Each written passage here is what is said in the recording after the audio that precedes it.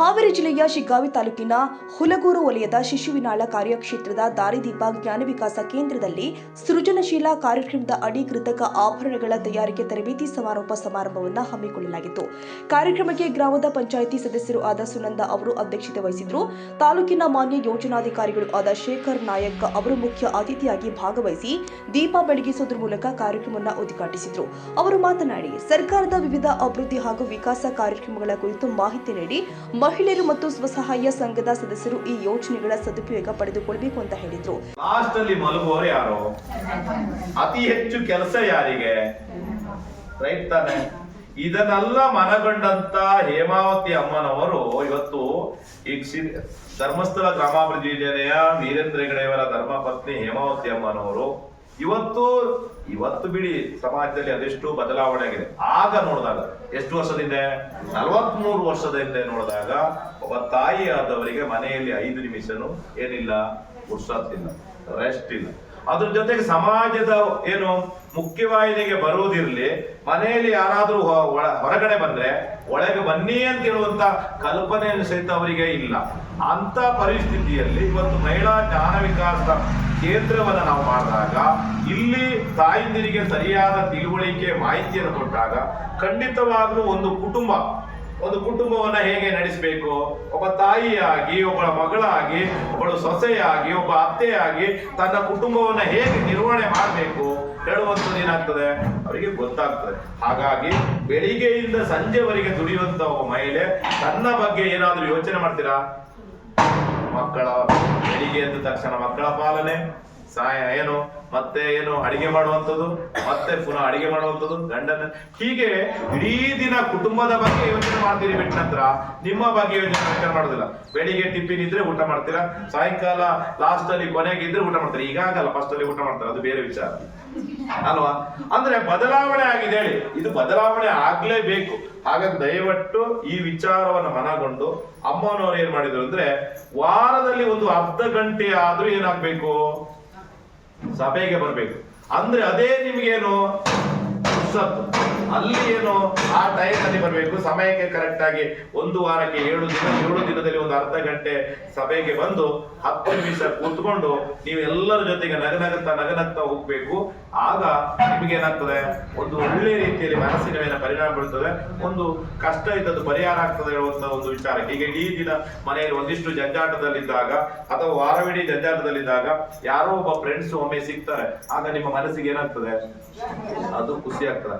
ಆ ಸಮಯ ಗೋಲ್ಡನ್ ಸಮಯ ಆಗಿರ್ತದೆ. ಹಾಗಾಗಿ ಆ ರೀತಿಯಲ್ಲಿ ಆಗ್ಬೇಕು. ವಾರಕ್ಕೊಮ್ಮೆ ಸಭೆಯನ್ನ ಆಯೋಜನೆ ಮಾಡಿದ್ದೇವೆ, ಸಂಘದ ವಾರದ ಸಭೆಯನ್ನು ಆಯೋಜನೆ ಮಾಡಿದ್ದೇವೆ. ಆ ವಾರದ ಸಭೆಯಲ್ಲಿ ಎಲ್ಲರೂ ನಗನಗ್ತಾ ಬಂದು ಸಭೆಯನ್ನ ಮಾಡಿ ಏನ್ ಮಾಡ್ಬೇಕು, ಮನೆಗೆ ಹೋಗ್ಬೇಕು. ಈಗ ವಾರದ ಸಭೆ ಮಾಡುವುದೇನಾಗಿದೆ, ದೊಡ್ಡ ಕಷ್ಟ ಆಗಿದೆ. ಅದ್ರ ಜೊತೆಗೆ ಇಲ್ಲಿ ಏನ್ ಮಾಡಿದ್ದೇವೆ, ತಿಂಗಳಿಗೊಮ್ಮೆ 1 ಗಂಟೆಯ ಕಾಲ ನಮ್ಮ ಕೇಂದ್ರದ ಸಭೆಯನ್ನ ಮಾಡಬೇಕು. ಕೇಂದ್ರದ ಸಭೆಗೆ ಸಂಪನ್ಮೂಲ ವ್ಯಕ್ತಿಗಳು 12 ಜನ ತಿಂಗಳ ವರ್ಷಕ್ಕೆ 2 ತಿಂಗಳ 12 ತಿಂಗಳಿಗೆ 12 ರೀತಿಯ ವ್ಯಕ್ತಿಗಳು, ಅಂದ್ರೆ ಬೇರೆ ಬೇರೆ ರೀತಿಯ ಸಂಪನ್ಮೂಲ ವ್ಯಕ್ತಿಗಳು ಬಂದು ನಿಮಗೆ ಮಾಹಿತಿಯನ್ನು ಕೊಡಬೇಕು. ಆ ಮಾಹಿತಿಯನ್ನು ಪಡ್ಕೊಳ್ಬೇಕು. ನೀವು ಕೇಂದ್ರದಲ್ಲಿ ಬಂದು ನಿಮ್ಮ ಮನೆಯಲ್ಲಿ ಅದೆಷ್ಟೋ ಕಷ್ಟಗಳಿದ್ರು ಸಹಿತ ಈಗ ಕೇಂದ್ರದ 1 ಗಂಟೆಯ ಸಭೆಗೆ ಬಂದು ನೀವೇನ್ ಮಾಡ್ಬೇಕಾಗ್ತದೆ, ಮರಿಬೇಕು ಅಂತ ದೃಷ್ಟಿಯಲ್ಲಿ ನಿಮ್ಮ ಕೆಲಸ ಒಂದಿಷ್ಟು ಇರ್ತದೆ. ಹಾಗಾಗಿ ಇಲ್ಲಿ ನೀವು ಸಂತೋಷದಿಂದ ಇರಲಿ ಅಂತ ಹೇಳಿ ಕೇಂದ್ರವನ್ನ ಮಾಡಿದೆ. ಎಷ್ಟು ವರ್ಷದಿಂದ ಕೇಂದ್ರ ನಡೆಸ್ತಾ ಇದ್ರಿ? ಎಷ್ಟು ವರ್ಷದಿಂದ ಕೇಂದ್ರ ಇದೆ ಇಲ್ಲಿ? ಕೇಂದ್ರ ಎಷ್ಟು ವರ್ಷ ಆದ ನಿಮ್ದು? ಕೇಂದ್ರ ಇಲ್ವೇ ಇಲ್ವಾ? ನಿಮ್ದ ಇದೆಯಾ? 2018 17 7 ವರ್ಷ ಆಯ್ತು. ಮತ್ತೆ ಕೇಂದ್ರ ನಡೆಸಲಿಲ್ವ ಇಲ್ಲಿವರೆಗೆ? ನಡೆಸಲೇ ಇಲ್ಲ. ಮೊನ್ನೆ ಬಂಕಾಪುರದಾಗ ಇದಕ್ಕೆ ಯಾರು ಬರ್ಲೇ ಇಲ್ಲ. ಯಾಕೆ ಹೋಗಿದ್ರಾ? ಎಷ್ಟು ಜನ ಬಂದಿದ್ರಿ? 4 ಜನ ಬಂದಿದ್ರಾ? 14 ಜನ ಬಂದಿದ್ರು. ನೋಡಿ, ಯಾಕೆ ಇಂಥದೆಲ್ಲ ಕಾರ್ಯಕ್ರಮಗಳು ಯಾಕೆ ಅಂದ್ರೆ, ಒಬ್ಬ ಮಹಿಳೆ ಹೇಗೆ ತನ್ನ ಕುಟುಂಬವನ್ನ ನಿರ್ವಹಣೆ ಮಾಡಬಹುದು, ಹೇಗೆ ವ್ಯವಸ್ಥೆಯನ್ನು ಮಾಡಬಹುದು ಅಂತೇಳಿ ನಿಮ್ಗೆ ಎಲ್ಲ ಕಡೆಯಲ್ಲಿ ಕರ್ಕೊಂಡು ಹೋಗಿ ಅದನ್ನ ತೋರಿಸಿ ನಾನು ಸಹಿತ ಅವರಾಗಿ ಆಗ್ಬೇಕು ಅಂತ ಹೇಳುವಂಥದ್ದೇ ಈ ಯೋಜನೆಯ ಮುಖ್ಯವಾದ ಉದ್ದೇಶ. ಇವತ್ತು ನೀವು ಹೊಲಕ್ಕೆ ಹೋಗ್ತೀರಿ, ಅದೆಷ್ಟೋ ಕೆಲಸವನ್ನ ಮಾಡಿ ಬರ್ತೀರಿ, ಬೇರೆ ಬೇರೆ ಹೈನುಗಾರಿಕೆ ಮಾಡ್ತೀರಿ, ಆನಂತರ ಏನು ಕುರಿ ಸಾಕಾಣಿಕೆ ಮಾಡ್ತೀರಿ, ಬೇರೆ ಬೇರೆ ಕೆಲಸವನ್ನ ನೀವು ಮಾಡ್ಬೋದು.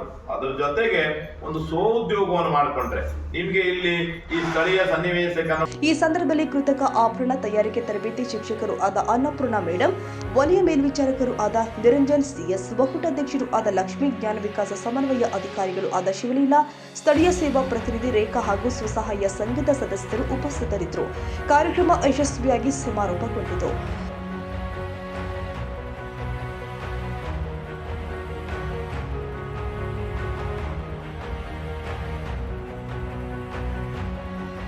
ಈ ವಿಡಿಯೋ ನಿಮಗೆ ಇಷ್ಟವಾದರೆ ಲೈಕ್ ಮಾಡಿ. ಇನ್ನಷ್ಟು ಹೀಗೆ ಆಸಕ್ತಿದಾಯಕ ವಿಡಿಯೋಗಳನ್ನು ಪಡೆಯಲು ನಮ್ಮ NTV ನ್ಯೂಸ್ ಚಾನೆಲ್ ಅನ್ನು ಸಬ್ಸ್ಕ್ರೈಬ್ ಮಾಡಿ. ಪಕ್ಕದಲ್ಲಿ ಇರುವ ಬೆಲ್ ಐಕಾನ್ ಅನ್ನು ಒತ್ತಿ. ನಿಮ್ಮ ಬೆಂಬಲವೇ ನಮಗೆ ಸ್ಫೂರ್ತಿ.